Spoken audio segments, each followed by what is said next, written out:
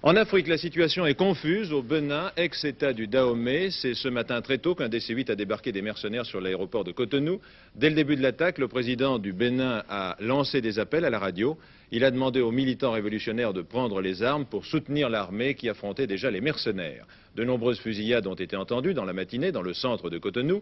En début d'après-midi, on apprenait que les mercenaires étaient en déroute. Ils sont, semble-t-il, retranchés ce soir sur l'aéroport de Cotonou, mais on ne sait pas qui sont ces mercenaires blancs, ni pour le compte de qui ils ont tenté ce coup d'État.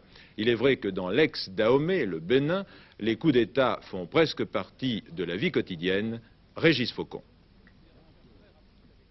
Bénin ou Dahomey, l'étiquette n'y change rien. Ce petit pays d'Afrique occidentale de 3 millions d'habitants, coincé entre le Togo et le Nigeria, est d'une instabilité chronique.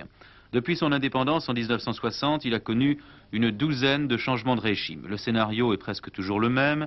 Les militaires chassent les civils avant d'être chassés à leur tour par d'autres militaires. Mathieu Kérékou, quant à lui, détient un record, celui de la longévité, puisqu'il est au pouvoir depuis le 26 octobre 1972. Au début, le nouveau régime se propose simplement de remettre de l'ordre dans un pays qui en a effectivement bien besoin. Fin 74 pourtant, il donne un grand coup de barre à gauche. Le pays s'engagera désormais sur la voie du socialisme dit scientifique et s'appuiera sur le marxisme-léninisme. Désormais, il ne s'appellera plus Dahomey, mais Bénin.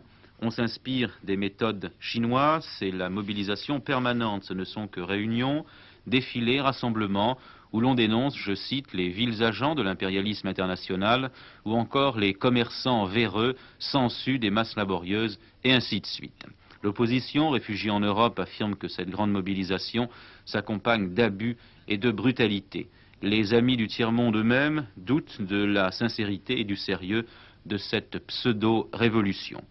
La version des mercenaires blancs débarqués d'un avion sur l'aéroport de Cotonou, par exemple, doit être accueillie avec réserve. On manque de précision et seul l'avenir dira s'il ne s'agit pas plutôt de rivalité entre militaires.